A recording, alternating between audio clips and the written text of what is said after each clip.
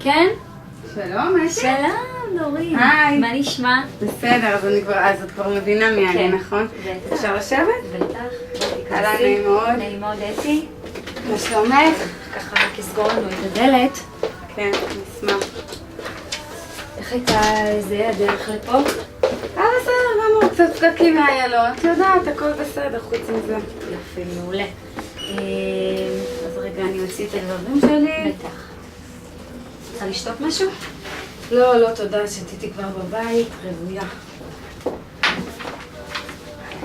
כן, אני איתך. טוב, אתי, אז סיפרת לי ככה בקצרה בטלפון למה את רוצה שאני בעצם אגיע, אבל בואי תרחיבי, תספרי לי מה הרקע של הארגון ולמה בעצם הזמנת אותי. אבל לפני זה, לפני שאת תתחילי, אני אתחיל בלהראות לך משהו. מעולה, אני אוהבת סדר ותרשימים. כן, אני מאוד מסודרת, זה מה שאני הכי אוהבת בעבודה שלי.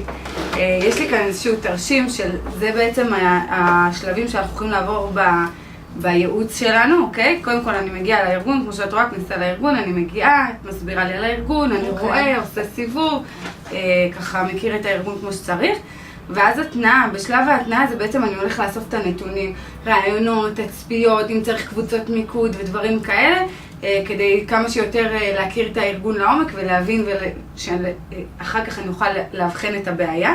והשלב הבא באמת זה האבחון, אני יושבת, מנתחת את כל הרעיונות שעשיתי, את התצפיות וזה, ומתוך זה אני מוצאת את הנקודות אבחון שלדעתי הם הבעייתיות שבהם נתמקד, או להבדיל דברים לשיפור שאפשר לקחת דברים טובים ולהעצים אותם. בתכנון ההתערבות, זה בעצם אני עושה תוכנית פעולה, אני מציעה לך מה שאני חושבת שזו ההתערבות המתאימה, כמובן בהסכמתך, אם את חושבת שזה נכון או לא, יהיה לנו איזשהו דיאלוג בנושא, וברגע שאנחנו נסכים על זה, אנחנו נתחיל את ההתערבות עצמה, שזה בעצם ההתערבות, ביצוע ההתערבות. מה שיוחלט, אנחנו נתחיל ליישם את זה בשטח. הערכה זה שלב אחר כך, זה כבר יותר מאוחר, זה אחרי תוצאות ההתערבות. אנחנו בעצם רוצים לבדוק אותם, אם היו טובות, רלוונטיות, ומה בעצם קרה אחרי ההתערבות. בשלבים האחרונים זה בעצם פרידה מהארגון, אני נפרד מכם, בתקווה שנתתי לכם את כל הכלים האפשריים להמשיך מכאן והלאה בלעדיי, אני יוצא מבחוץ, תמיד יהיה שמח להמשיך ולשמוע אתכם ולעזור טלפונית, ואם תצטרכו המשך ייעוץ בעתיד, אבל בשלב הזה אני נפרד במטרה לתת לכם כלים להמשיך ולבד.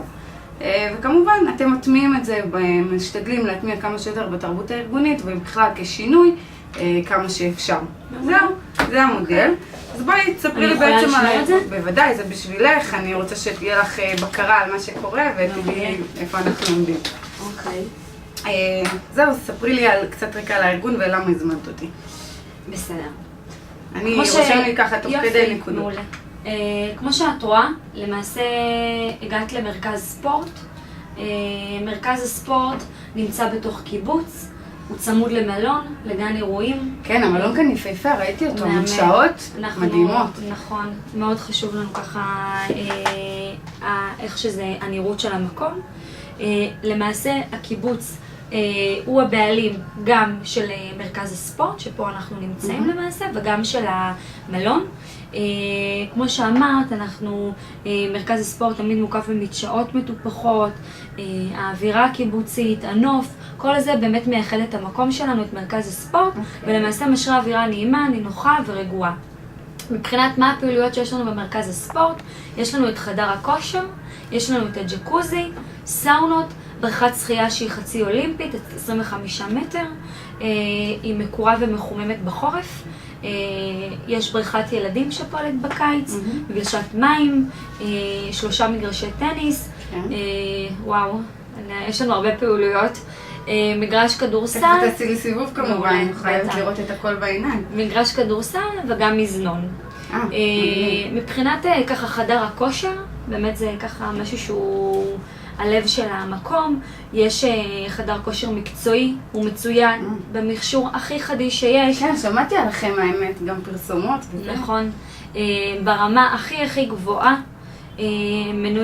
המנויים של החדר כושר, גם אורחי המלון נהנים משימוש בחדר כושר, הם נהנים ממגוון שיעורים של התעלמלות, יש לנו אירובי, עיצוב גוף, כל מיני זומבה, שבלמעשה כל החוגים האלו ניתנים על ידי צוות מאמנים ומורים מקצועיים ברמה הכי טובה שיש, של המרכז. כמו שאמרתי, יש גם במקום ג'קוזי וסאונות. את יודעת מה, רק שתביא לי את המבנה הארגוני, יש לי פה...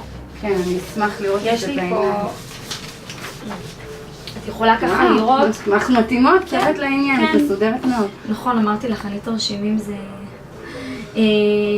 פה כמובן אני מנהלת את מרכז הספורט, תחתיי יש את מנהל הספא, שתחתיו יש את עובדי הספא, יש את מנהלת חדר הכושר וחוגים בסטודיו בבריכה, שתחתה היא מנהלת את המדריכים והמאמנים. יש את המנהלת האדמיניסטרטיבית, שיש שם את היא למעשה אחראית על המצילים, המנקים, ובכלל כוח אדם שוטף שבמרכז. את יכולה ככה לשמוע. כמה עובדים פחות או יותר? 25? כן, 25 עובדים. אז למעשה שאלת למה הזמנתי אותך. אז ככה דורין, מרכז הספורט שלנו עבר הרבה שינויים בשנה האחרונה. המנהל הקודם שהיה לפני הוחלף, אני הגעתי במקומו. מנהלת חדר הכושר והסטודיו גם כן, היא יצאה לחופשת לידה, אחר מכן היא הודיעה לנו אני חוזרת לזמן קצוב, ואחרי זה היא החליטה שהיא גם מסיימת ולא חוזרת בכלל. בזמן הזה כמובן ביקשתי ממנה, מי לדעתך את חושבת שיכול להתאים להחליף אותך מבין המדריכים והמאמנים שתחתייך? היא חשבה על זה, היא המליצה לי שם של אחת המדריכות, אילנית קוראים לה, היא עובדת בתור מדריכה בחדר הכושר כ5 שנים. האמת שהיא לא הכי ותיקה מבין המדריכות, יש לנו ככה מדריכים מאוד מאוד ותיקים פה, זה מקום שנשארים, דווקא אילנית היא לא הכי ותיקה, אבל היא מבצעת הרבה אימונים אישיים, היא נחשבת לאחת המדריכות המקצועיות במרכז, היא מאוד מבוקשת על ידי הלקוחות. מה שכן, מאוד חשוב לי לציין שאילנית לא מגיעה כלל מאיזשהו רקע ניהולי. זאת אומרת, היא אומנם צברה ניסיון בהכשרה ובהדרכה של מדריכים חדשים, היא מאוד טובה במה שהיא עושה. ובאמת לפני שככה ההחלטה הייתה למנות אותה, אני והמנהלת החדשה קראנו לה, זימנו אותה לשיחה, הסברנו לה מה המצב. כן. אוקיי. זימנו אותה לשיחה, הסברנו לה מה המצב, שאלנו אותה אם היא יכולה לקחת על עצמה את תפקיד הניהול. היא חשבה על זה אחרי כמה ימים והסכימה. המנהלת חפפה אותה. והיום אילנית מנהלת בצורה עצמאית את הסטודיו. מה שקורה, הסיבה שפניתי אלייך בעצם, זה מאז שהתחלתי את התפקיד פה בארגון, אני שמה לב שהארגון נמצא למעשה במצב של סטטוס קוו. זאת אומרת, אין פה איזושהי צמיחה כלכלית, אנחנו עומדים במקום. אתם ארגון שעומד בפני עצמו ושואף לצמיחה כלכלית. בטח, תראי, אנחנו מעסיקים פה עובדים, הציוד שלנו הכי טוב, החדר כושר שלנו בין הטובים, יש לנו חוגים, והחדר כושר שהוא הלב של המקום לא מניב, אין פה איזושהי צמיחה, אין פה צמיחה, אין איזושהי, אין רווחים כלכליים. וזה ככה עומד במקום, ומאוד חשוב לי להבין למה, מאיזה מקום זה. אוקיי, אז בעצם אני רק רוצה לוודא שהבנתי, אתם בשאיפה לצמיחה כלכלית, ומאז שאתה כאן כשנה בערך, נכון אמרת? שאת כאן, סליחה. אז בעצם המקום, המאזנים שלכם פשוט לא עולים, זאת אומרת אין צמיחה כלכלית, ואת מחפשת את המוקד או את המוקדים שבעצם גורמים לעיכוב הזה של הצמיחה הכלכלית?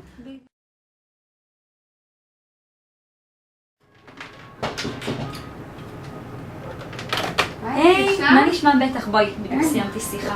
סליחה על האיחור, אני יודעת שזה 2 דקות, אבל פשוט זה שהיא לא הרגישה טוב בבוקר. אין בעיה. מה נשמע? מה שלומך? הכל בסדר? הילדים? ברוך השם, תודה רבה. הרגישה טוב? כן.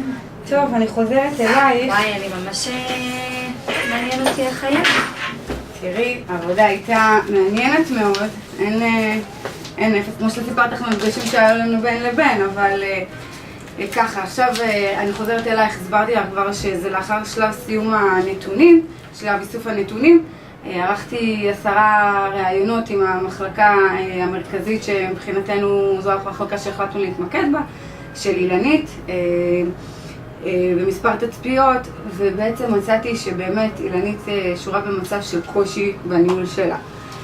כפי שציינתי, אילנית לא מגיעה מרקע ניהולי כלשהו, כפי שאת ציינת, סליחה, בתחילת המפגשים בינינו, שהיא לא מגיעה מרקע ניהולי כלשהו, ולכן אני חושבת שהיא נתקלת בקשיים רבים בתחום הניהול.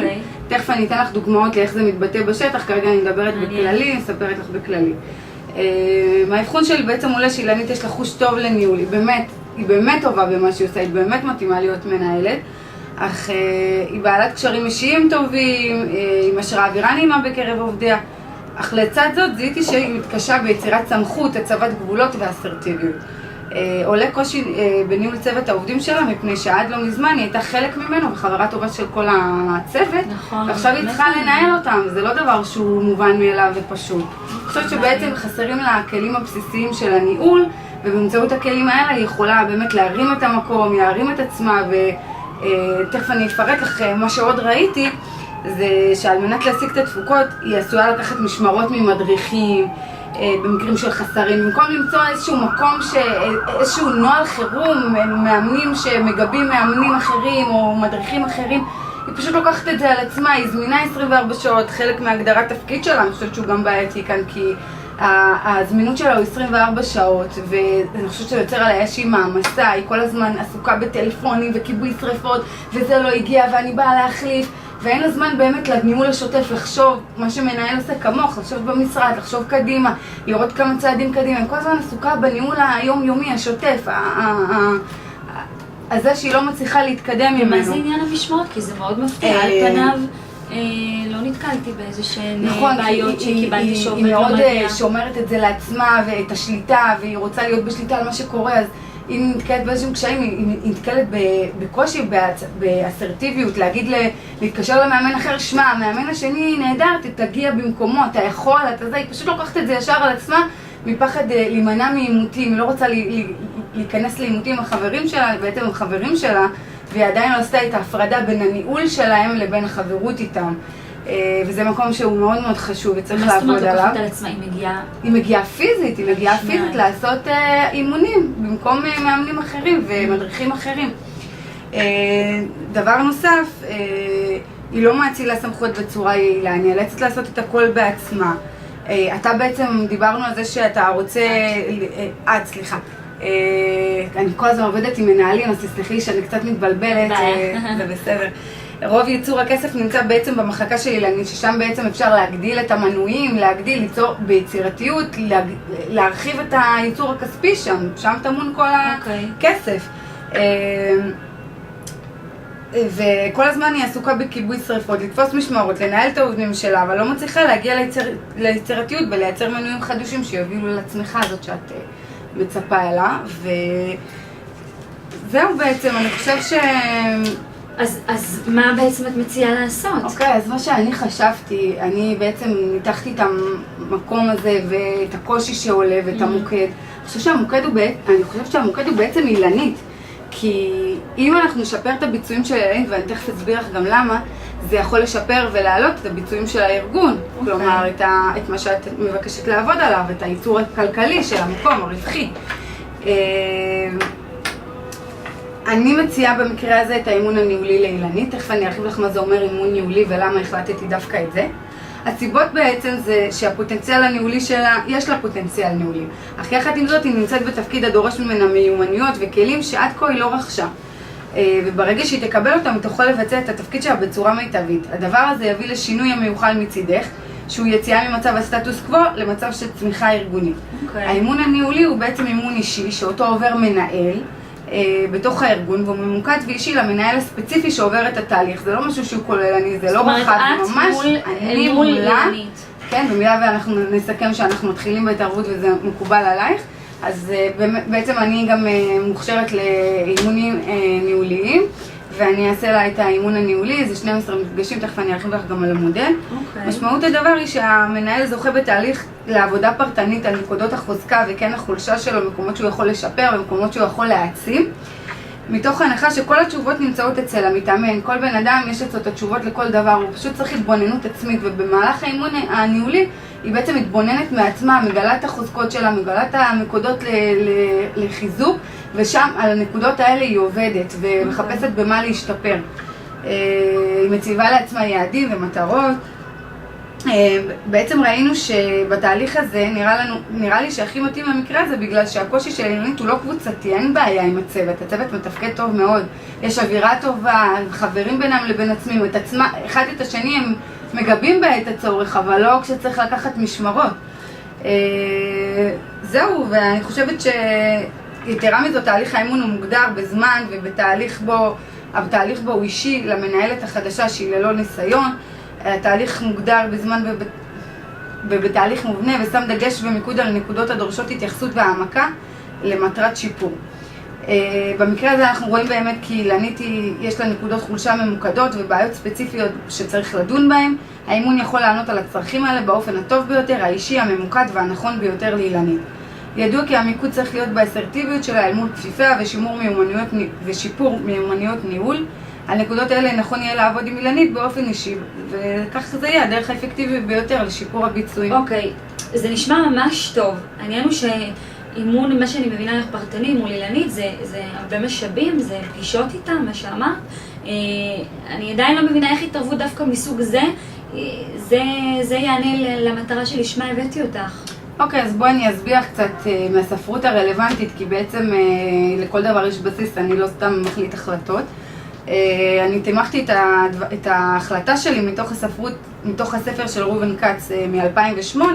הוא מדבר שם על אימון ניהולי. הוא אומר כי הנקודת מוצא של אימון ניהולי זה שככל שהפרט יצליח יותר באופן אישי במסגרת הארגון, כך תגדל תרומתו להצלחת הארגון. ובגלל שאנחנו רואים שהיא בעצם מוקד, זה ממש רלוונטי אלינו. סוד ההצלחה של הארגון לאורך זמן טמון ביכולתו לשלב את האינטרסים ואת הצלחתו האישית של כל אחד מעובדיו ומנהליו עם הצלחתו של הארגון. אוקיי, זה עונה לך על השאלה? כן. וגם אם כן, יש לי עוד משהו מאוד מאוד מעניין שראיתי שממש יכול להסביר את העניין. גם במאמר של שמעיה דוד, שמצאתי האמת באינטרנט מאמר מדהים, מצאתי תימוכין להחלטתי שכאן הוא אומר כי אימון ניהולי מסייע לארגון או לחלק בארגון לקבוע אסטרטגיות, מטרות ויעדים, כי היא קצת מתפזרת כמו שראינו, ולפנות תוכניות פעולה אשר ישפרו את רמת השגת התוצאות, וזה בעצם מה שאנחנו רוצים. האימון הניהולי גם יכול להתמקד בבעל תפקיד ספציפי ולשפר את רמת השגת התוצאה האישית שלו, וכאשר מדובר במנהל, המשמעות של שיפור התוצאות האישיות זה גם שיפור התוצאות של העובדים והיחידות הכפופים לו. בסדר?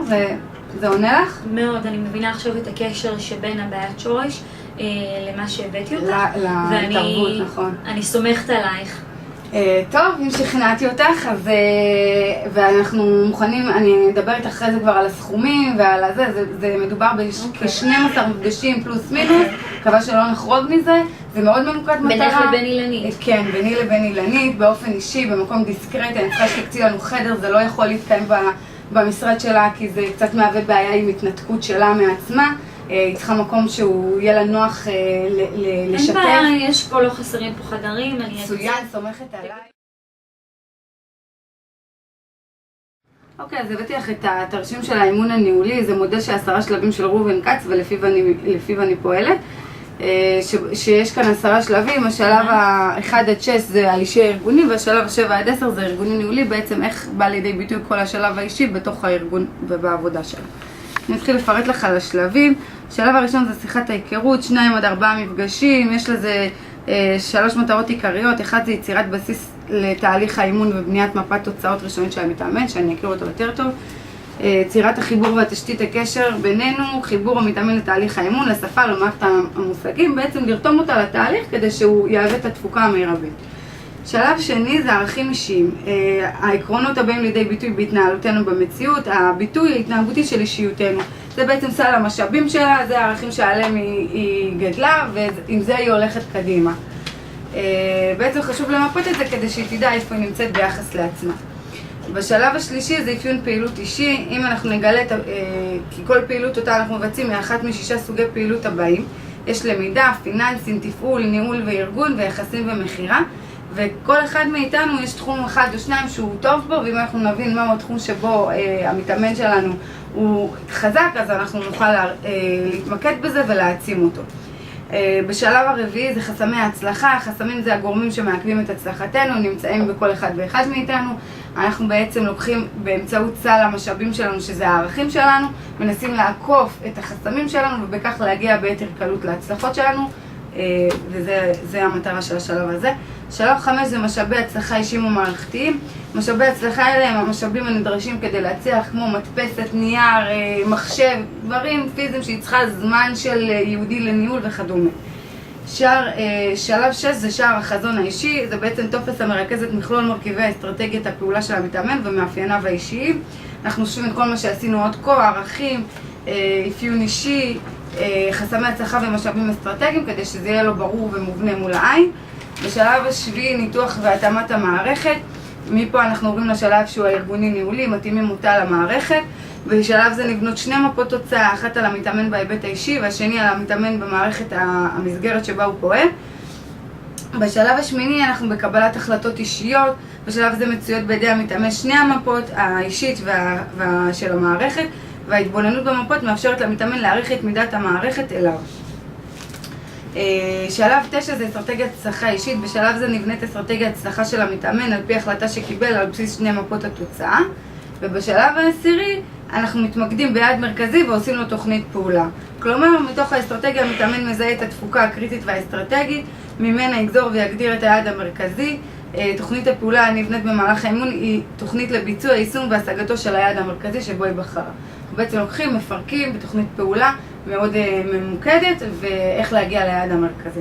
זהו, יש לך שאלות? לא, האמת שככה פירטת מאוד יפה והבנתי על כל שלב. ואני באמת מקווה שהמשאבים והזמן ככה שאנחנו משקיעים בתהליך הזה יניבו להצלחת הרווחיות של הארגון. כן, כמובן, כי זה ומאחלת לכם שיהיה אימון ניהולי פורה בינך לבין אילנית, ובהצלחה. תודה רבה. להתראות. טוב, אז חשוב לי לפני שאני בונה את תוכנית ההתערבות עם אילנית, להבחן באיזה סגנון ניהולי נמצאת מתוך ארבעת סגנונות הניהול של הדיג'אס, כי בכך אני יכולה להתאים לה את האימון בצורה מיטבית. אז אני חושבת שאילנית היא בעלת מידות מסוימות של ארבעת סגנונות הניהול, אך באופן בולט אני רואה אצלה את סגנון הניהולי המתכלל, I, כי היא מצטיינת ביצירת אינטראקציה בין חברי הצוות, משרה אווירה נעימה, בעלת רגישות חברתית לאנשים ויכולת הקשבה והבנה וניתוח של אנשים, למרות שלפעמים גם הדבר הזה פוגע בניהול של הצוות התקין ובזמנה האישי. על מנת שהיא תוכל להתמודד עם התפקיד הניהולי ולהרחיב את התפקוד הניהולי שלה, היא זקוקה לכלים הניהוליים ויכולות אשר יקנו לה מיומנות להתמודד עם הקשיים והאתגרים האלה. לצורך כך, על אילנית לרכוש מיומנויות אשר מאפיינות את סגנון הניהול היצרני, עליה ללמוד להטיל משימות על עובדיה ללא תחושת חוסר נעימות, ללמוד להיות אסרטיבית, לעמוד על שלה, ללמוד לנהל את לוח הזמנים של עובדיה ואת שלה, להקים מערך תגבור למקרה חירום ולדעת להציג למקרה חירום שלא מגיעים מאמנים, כמו שקורה עכשיו, ולדעת להציג את העובדות כפי שהן בשטח בפני עובדיה ולשמור על שקיפות מולה מבלי להצטדק כל הזמן. בנוסף, עליה ללמוד לקבל החלטות בצורה שקולה ואסרטיבית ולא לפעול ממקום רגשי, וכן להבין שעליה להיות ממוקדת, עניינית ואסרטיבית, אחרת העבודה פוגעת בזמנה האישי ולא תעמוד בתפקיד למשך זמן רב. רק אם היא באמת תלמד להיות בסגנון P שהוא היצרני, אז היא תוכל להתפנות ליצירת רווח כלכלי נוסף לארגון, וזה בעצם הדבר הכי חשוב.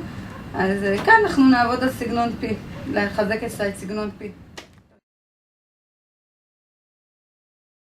היי אילנית, מה נשמע? היי, בסדר, מה נשמעך? בסדר, טוב, אני רואה שחזרת מאימון ואת קצת עייפה, אז... כן, אני קצת לא בפוקוס, אבל בסדר, אני איתך. אנחנו מפנים עכשיו שעה לחשיבה, כמו שדיברנו, שבה את מתנתקת מהכל, בגלל זה קיבלנו את המשרד היפה הזה שמרוחק ומנותק פה מכל הארגון, שאת יכולה לקבל את הזמן המתאים ואת המקום האידיאלי. טוב, בעצם אני רוצה לחזור איתך למה שעשינו במפגש הקודם, היום אנחנו במפגש השני, בעצם במפגש השלישי, אבל בשלב השני של האימון, שזה הערכים האישיים. במפגש הקודם ערכנו שיחת היכרות ויצרנו בנו איזשהו תהליך, סיפרת לי על עצמך, היה לי מאוד מעניין וכמה שחשבת על זה בבית וככה הקלת את הדברים שעלו, בטח יצבת דברים שמזמן נשכחו וזה לא היה קל לעכל אותם מחדש, אבל עכשיו אנחנו במפגש הערכים. הערכים זה בעצם סל המשאבים שהבן אדם מביא איתו לחיים שלו. זאת אומרת, ככה הוא מתמודד, זה דרכי הפעולה שלו, ככה הוא עובד בחיים שלו. ובעצם אם אנחנו נעמוד על הערכים האישיים שלך, האמיתיים, העמוקים, אז ככה אנחנו נוכל לזהות דפוסי התנהגות ודברים מסוימים, ונוכל להעצים אותם, נוכל להעצים אותך בתוך המקום הזה שאליו בו את מרגישה במקום הכי נוח. בעצם זה מה שאנחנו הולכים לעשות היום. אז זהו, אז בואי נתחיל. אנחנו עובדים, כמו שאת יודעת, לפי המודל של ראובן כץ, ויש כאן את הספר שלו, שיש פה איזושהי פעילות. אנחנו נתחיל במשהו שאני רוצה שאת תסמני לי בספר. אנחנו מדברים כאן על הערכים האישיים שלה. כן, אני רוצה שתסמני לי באופן חופשי. זה התרגיל כאן, זה מה קופץ לך ראשון לראש. את מסתכלת, את רואה בעצם יש כאן 6 סוגים של ערכים. הערכים מבטאים צרכים ומניעים אישיותיים מרכזיים, הערכים מבטאים תכונות אישיות ומרכזיות, הערכים מבטאים יכולות וכישורים מרכזיים, הערכים מבטאים עקרונות פעולה מרכזיים, הערכים מבטאים עקרונות מוסר ואתיקה מרכזיים, הערכים מבטאים עקרונות קיומיים ופילוסופיים. אני רוצה שתעברי ככה לרשימה, קחי לך את הזמן, תסמני דברים מתוך מודעות וכמה שיותר אותנטיות. וזהו, אחר כך אנחנו נדבר על הערכים האלה ואת תסביר לי למה בחרת כל אחד מהם.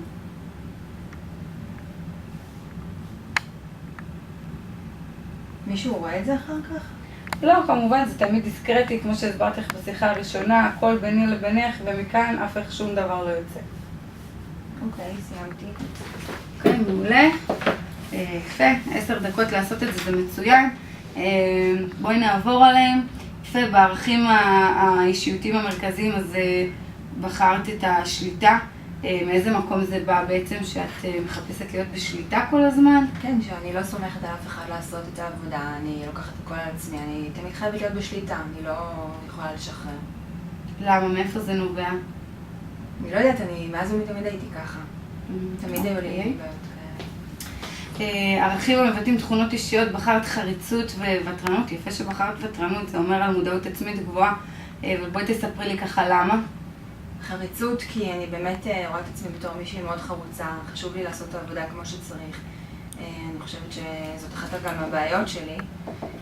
ותרנות, אני באמת פה באה ממקום של כנות, אני רוצה להיות כנה איתך ולא רק להגיד שהכל מושלם, לכן באמת בחרתי בוותרנות. אחר כך אנחנו נתעכב על כל אחד, אז את יכולה לפרט לי, אוקיי? דיברנו כאן על כישורים מרכזיים, יכולת אבחון. נכון.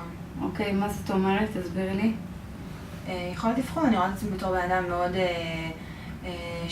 שטוב עם אנשים, שיודע להבחן אנשים, שיודע לראות מי זה, מי מתאים לאן. אני חושבת שגם בגלל זה שם אותי בתפקיד ניהולי. אוקיי, בסדר גמור. אחרי זה סימנת כאן את הספונטניות, נאמנות יושר מילה זה מילה, ואין ארוחות חינם בעקרונות הפילוסופיים הקיימים. טוב, אחרי שפירט לי על הכל, אז אנחנו נעבור לשלב של שאלות העומק במקום הזה. פה זה גם מה שקופץ לך ראשון לראש, אני שואלת שאלה, ואת, מה שקפץ לך ראשון לראש, זה מה שאת מבחינתי מספרת לי.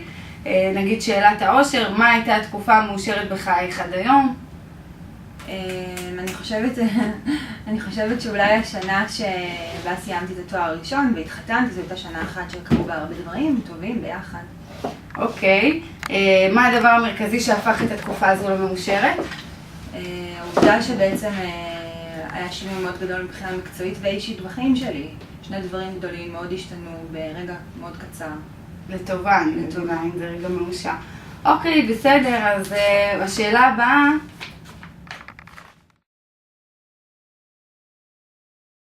אז בעצם אחרי שסיימנו וניתחנו את כל הערכים ומיפינו אותם ודיברנו על כל ערך ואיך הוא בא לידי ביטוי, ובאמת, קודם כל היה לי מאוד מאוד כיף לשמוע אותך מדברת בכל כך פתיחות ואותנטיות, זה תורם לנו לתהליך וזה מאוד מאוד כיף גם לשבת מולך ולשמוע את מה שאת אומרת.